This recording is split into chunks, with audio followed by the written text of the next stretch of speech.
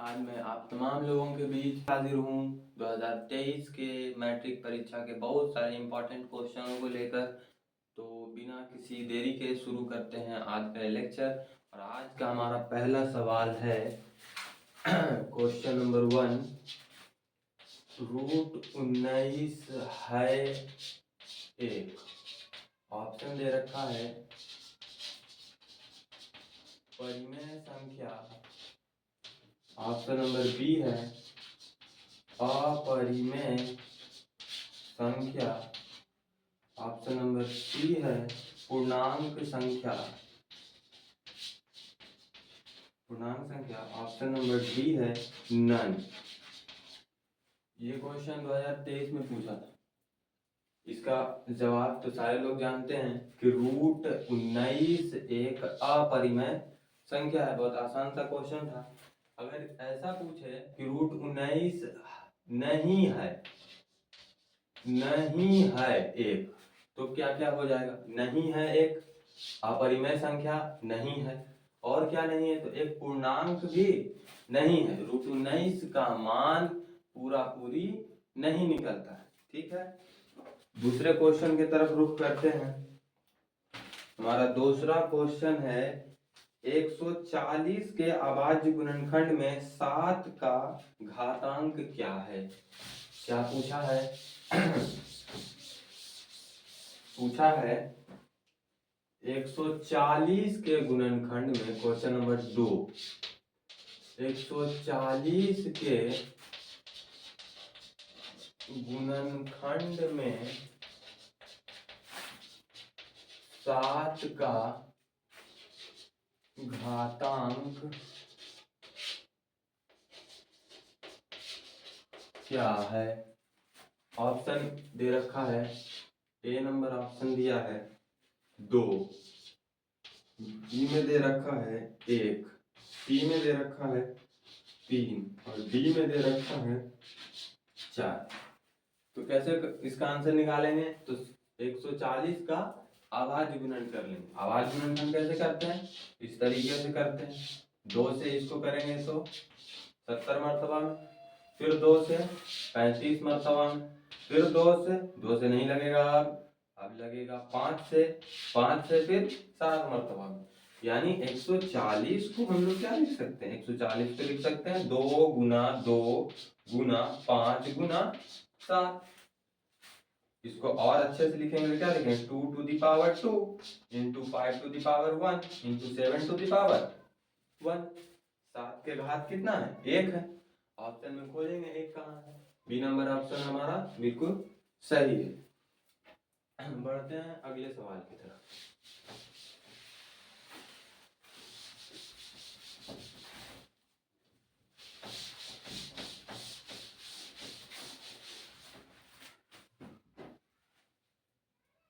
Euclid विभाजन परिमेय, तीसरा क्वेश्चन है।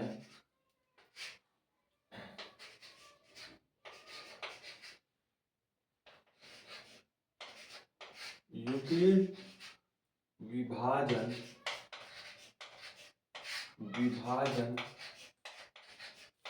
प्रमेय के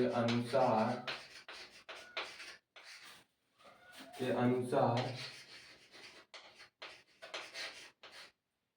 किन्हीं दो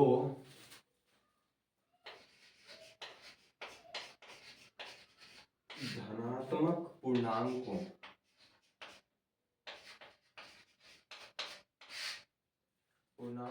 ए और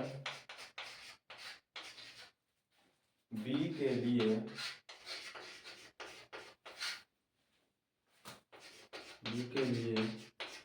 ऐसे अद्वितीय पूर्णांक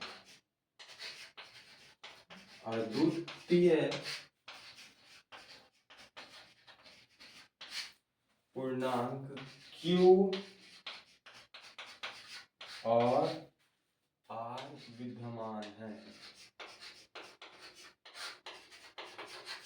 विद्यमान है कि A is equal to BQ plus R, जहां आर संतुष्ट करता है, संतुष्ट करता है। और ऑप्शन दे रखा है, एक नंबर ऑप्शन में दे रखा है 1 छोटा है r से और r छोटा है b से। बी नंबर ऑप्शन दे रखा है 0 छोटा है r से और r छोटा या बराबर हो सकता है b के। सी नंबर ऑप्शन दे रखा है 0 छोटा है और बराबर है r के और r छोटा है b से। डी नंबर दे रखा है 0 छोटा है r से और r छोटा है b से। ये पूछा था, इसको कैसे सॉल्व करें? मेन ये a is equal to b q plus r, क्या दे रखा है? a is equal to b q plus r. और कहा क्या है?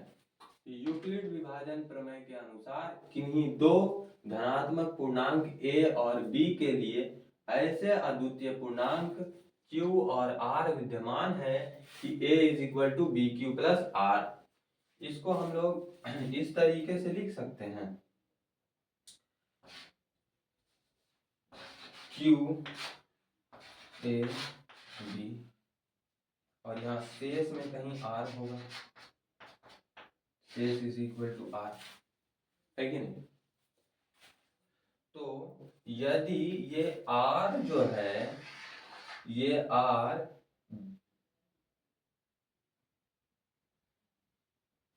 यहाँ b और यहाँ q, यदि ये r b से छोटा हो, b से, यदि ये r b से छोटा हो तो ये शेष के गिनती में आएगा। लेकिन यदि ये r b से बड़ा हो गया तो फिर शेष की गिनती में नहीं आएगा। एक दफा और हम लोग भाग लगा सकते हैं, एक दफा और भाग कर सकते हैं, और क्या होगा? ये r किसके बराबर हो सकता है? 0 के बराबर हो सकता है, हाँ एकदम हो सकता है, और 0 से बड़ा भी हो सकता है, यानी 0 से बड़ा या बराबर हो सकता है। और क्या हो सकता है? b से छोटा होगा, b से छोटा होगा, 0 के बराबर या बड़ा, और b से हमेशा छोटा होगा। ये वाला खोजिए ऑप्शन में कहाँ मिलता है हम लोगों को? ये ऑप्शन नंबर सी में दिखाई दे रहा है, तो हमारा ऑप्शन नंबर सी सही हो जाएगा। बढ़ते हैं अगले क्वेश्चन की तरफ।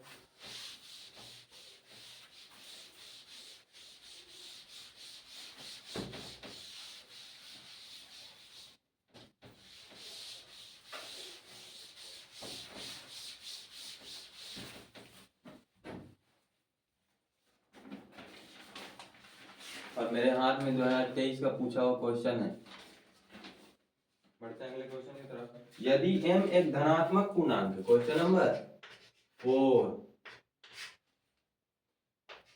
यदि m एक धनात्मक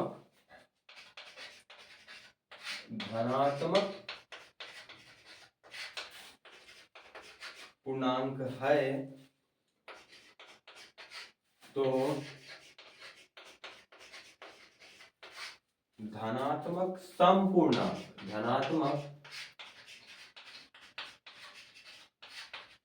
समपूर्णांक का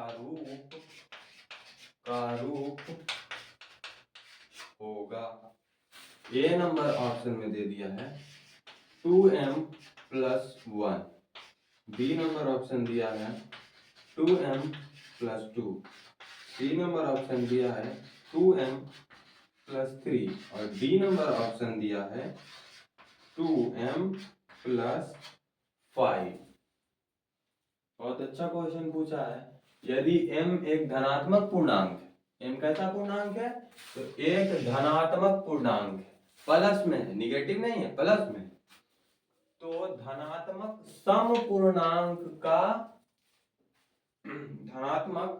समपूर्णांक का रूप होगा, यानी कि m कैसा है? एक धनात्मक पूर्णांक, और समपूर्णांक बनाने के लिए m में क्या छेड़छाड़ करना पड़ेगा? मान लेते हैं कि m इज इक्वल टू 2 है, m इज इक्वल टू 2 है, ठीक है? तो अगला संपूर्णांक कब आएगा? आगे बढ़ते हैं। 2 के बाद 3 और 3 के बाद 4। 4 सम भी है और धनात्मक भी है, यानी कि 2 के बाद अगला सम धनात्मक पूर्णांक कौन? 4। तो 2 में +2 करने के बाद क्या आ रहा है?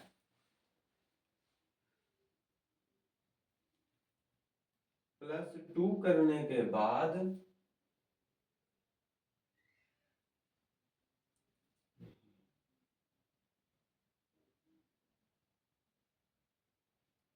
इंटू 2, 2 दूनी 4,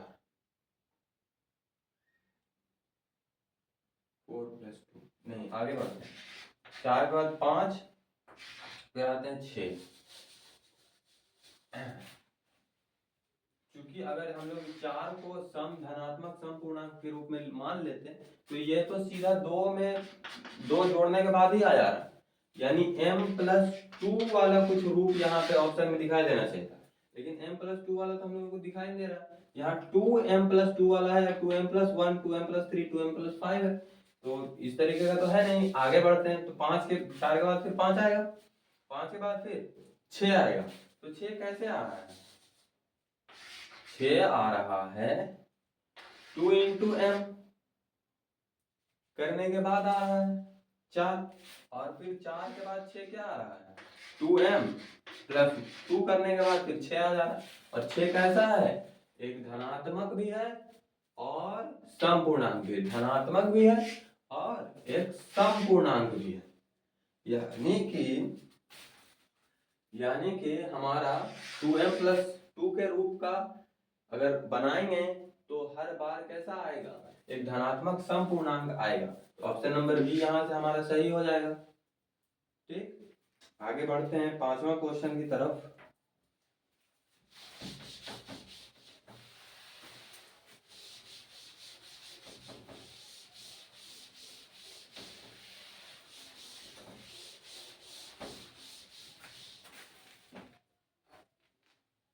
प्रत्येक अपरिमेय संख्या होती है। क्वेश्चन नंबर 5 पूछा है,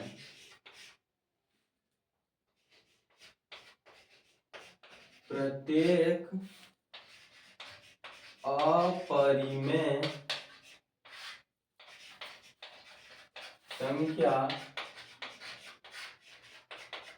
होती है। ऑप्शन नंबर ए में कह रहा है एक प्राकृत संख्या, एक प्राकृत संख्या। बी नंबर ऑप्शन में कह रहा है एक पूर्ण संख्या, एक पूर्ण संख्या। सी नंबर में कह रहा है एक पूर्णांक, और डी में कह रहा है वास्तविक संख्या।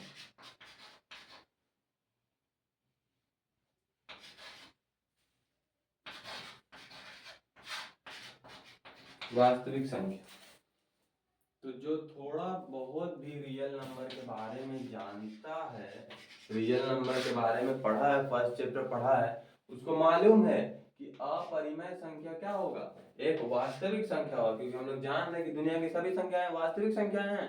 और वास्तविक संख्या का कितना टाइप है? 2 टाइप है, एक अपरिमेय संख्या और एक परिमेय संख्या। ठीक, तो यहाँ पे अगर क्वेश्चन में थोड़ा सा चेंजिंग कर दिया जाए, अ को मिटा दिया जाए, तो क्या बन जाएगा? प्रत्येक परिमेय संख्या होती है, तो प्रत्येक परिमेय संख्या भी क्या होगी? एक वास्तविक संख्या होगी, यानी कि अपरिमेय होने पे भी आंसर वास्तविक संख्या और परिमेय होने पर भी आंसर वास्तविक संख्या होगी। ठीक, आगे बढ़ते हैं।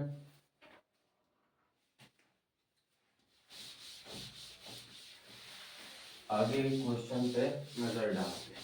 अगला क्वेश्चन क्या आता है? क्वेश्चन नंबर 6, निम्नलिखित में किसका दशमलव प्रसार शांत है? क्वेश्चन नंबर 6, निम्नलिखित में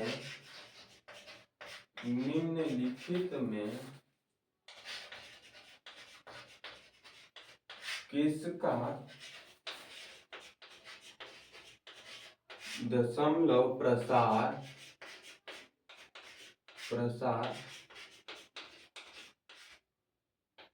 शांत है।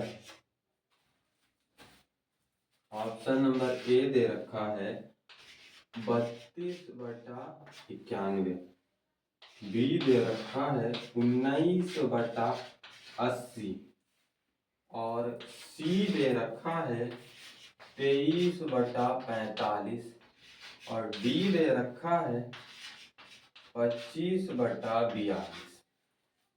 और पूछा क्या है कि किसका दशमलव प्रसार शांत है, किसका दशमलव प्रसार शांत है। तो हम लोग जानते हैं कि यदि हर का रूप, किसका रूप, हर का रूप अगर 2n इंटू 5m के रूप का है, इस रूप का है, तो उस भिन्न का दशमलव प्रसार शांत होता है। क्या होता है, शांत होता है। भिन्न कैसा, भिन्न क्या, क्या क्या होता है, एक अंश होता है और नीचे वाले को हर कहते हैं। यानी नीचे वाले का रूप कैसा होना चाहिए, नीचे वाले का रूप होना चाहिए 2n इंटू 5m का रूप होना चाहिए।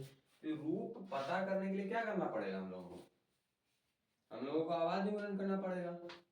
आवाज गुणन करते हैं, इसका हर में तो ये इसी का करेंगे, तो इसका आवाज गुणन कीजिएगा तो 2n इंटू 5m के रूप का नहीं आएगा। एज इट इज इसके साथ भी वही मामला है, इसके साथ भी वही मामला है, आप करके देख सकते हैं। लेकिन जैसे ही 80 का आप कीजिएगा आवाज गुणनखंड, हम कर भी देते हैं, 80 का आवाज गुणनखंड कीजिएगा तो देखिए 2 बार में लगाएंगे तो 40, फिर 2 मर्तबा में लगाएंगे तो 20, फिर 2 मर्तबा में लगाएंगे तो 10, फिर 2 मर्तबा में लगाएंगे तो 5। यानी कि 80 को हम लोग क्या लिख सकते हैं, 2 इंटू 2 इंटू 2 इंटू 2 इंटू 5, ऐसे लिख सकते हैं। शॉर्ट करेंगे तो क्या लिख सकते हैं, 2 to the power 4 into 5 to the power 1। यानी कि सिर्फ बी नंबर ऑप्शन वाले का हर किस रूप का है, 2 to the power n into 5 to the power m के रूप का है। यानी हमारा सही जवाब यही होगा, क्योंकि सिर्फ इसी भिन्न का दशमलव प्रसार शांत है। ठीक है, 7वें नंबर क्वेश्चन पे नजर डालते हैं।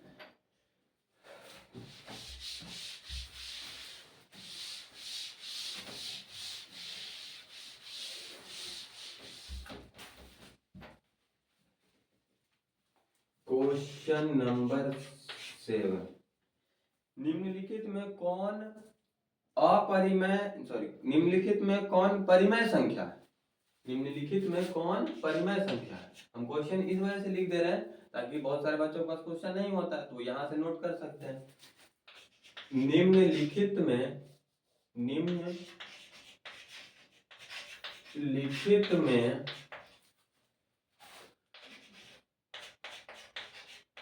कौन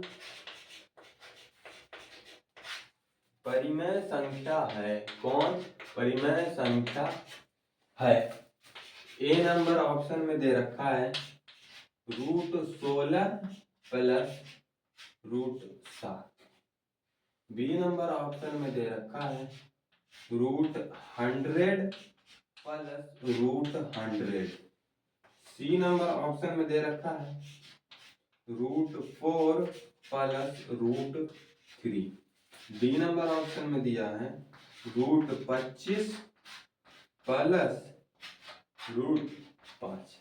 और अब पूछा क्या है कि कौन परिमेय संख्या है, तो हम लोग बताएंगे। इसको देखेंगे तो लग रहा है कुछ होगा, देखने ही से लग रहा है अपरिमेय, हमारा आंसर नहीं होगा। इस पे नजर डालते हैं तो हाँ इसके साथ कुछ हो सकता है। आइए देखते हैं इसका। √100 को क्या लिख सकते हैं हम लोग, 10 प्लस का साइन है प्लस, फिर √100 को फिर 10 प्लस 10 20, ये रहा 20 क्या है, एक अपरिमेय संख्या। क्यों है तो 20 को हम लोग p/q के रूप में लिख सकते हैं, इसलिए है। और हमारा सही जवाब √100 प्लस √100 यानी ऑप्शन नंबर बी हो जाएगा। ठीक, बढ़ते हैं अगले क्वेश्चन।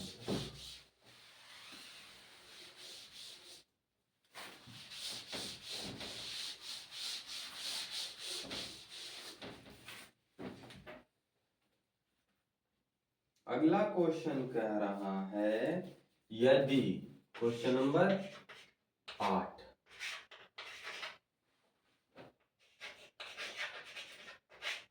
यदि 42 इज इक्वल टू 35 गुने 1 जोड़ 7 एवं 35 बराबर 7 गुने 5 जोड़ 0, तो 42, 35 का मस्सा है, का मस्सा है। ऑप्शन नंबर ए दे रखा है 35, बी दे रखा है 7, सी दे रखा है 5 और डी दे रखा है 42। बताइए, ये भी बड़ा कोई क्वेश्चन है? आइए इसको सॉल्व कर लेते हैं। 52 is equal to 35 into 1 plus 7, ये हो जाएगा। और उसको भी सरिया देते हैं। 35 is equal to 7 into 5 plus 0, एकदम एज इट इज सरियाया हुआ क्वेश्चन है। तो यहाँ पर जो ये वाला है ये तो मस्सा होता है, और ये क्या है 7 है। ऑप्शन में 7 खोजिए, बी नंबर ऑप्शन ऊपर में ही है, सही हो गया। और इसको एक तरीके से सॉल्व कर सकते हैं। हमको लग रहा है डर यही वाला है कि नहीं है, भूल गए एग्जाम में, तो फिर क्या करें? सिंपल मेथड से क्या करना है, दोनों का मस्सा निकाल लीजिए सिंपल मेथड से। आइए हम लोग भाग विधि से निकाल लेते हैं। आ जाइए, 52 और 35 को ऐसे कर लेते हैं।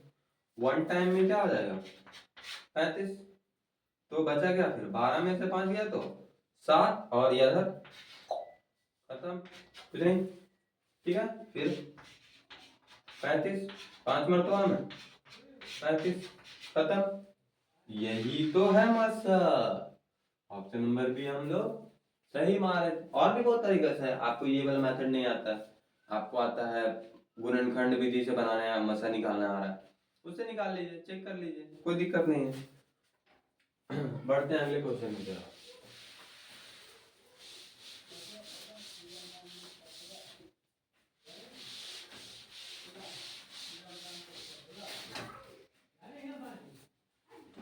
कह रहा है क्वेश्चन नंबर 9,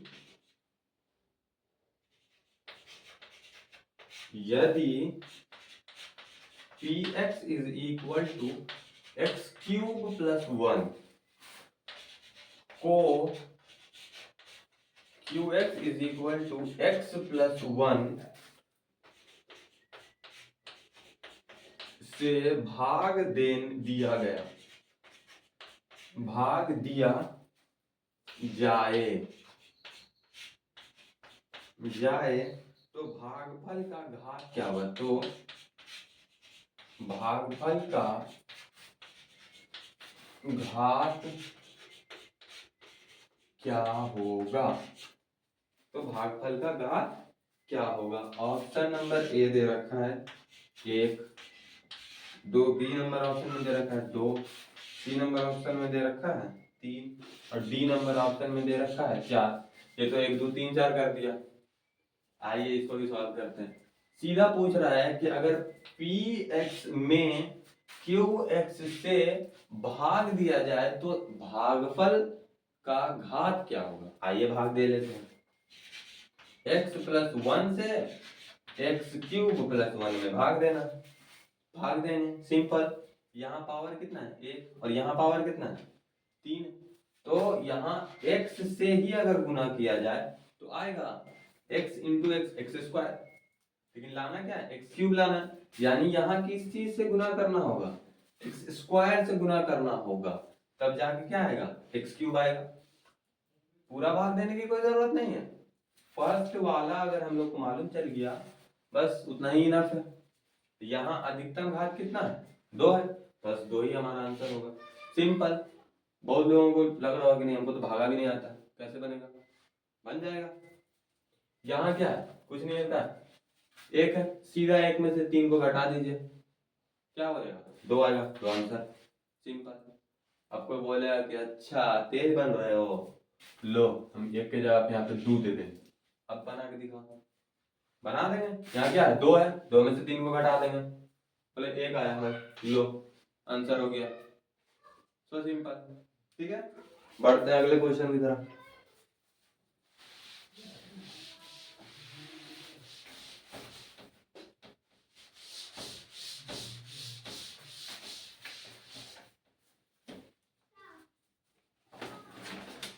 क्वेश्चन नंबर 10 आइए। क्वेश्चन नंबर 10 क्या कर रहा है, द्विघात बहुपद x square minus 2x plus 3 के शून्यक हैं।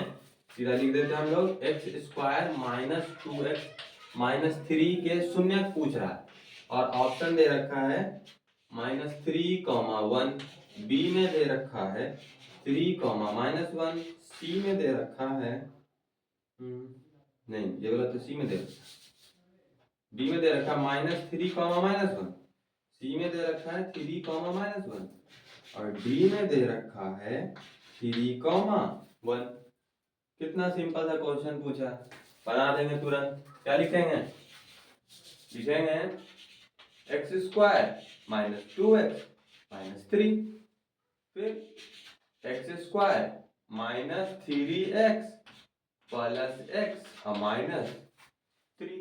ठीक, फिर यहाँ x कॉमन लेंगे तो क्या बचेगा, x माइनस 3, और यहाँ से 1 कॉमन ले लेंगे तो x माइनस 3। अब देखिए दोनों में क्या है, दोनों में x माइनस 3 है, फिर से x माइनस 3 को कॉमन ले सकते हैं हम लोग, ले लेते हैं। इतना जिद कर रहे हैं तो ले ही लो। आ जाइए, तो फिर क्या बचेगा, x प्लस 1 बचेगा, ये 2 आया। फिर x का वैल्यू क्या आया, यहाँ से x minus 3 is equal to 0 और x plus 1 is equal to 0, तो x is equal to 3 and यहाँ हो गया x इज इक्वल टू -1।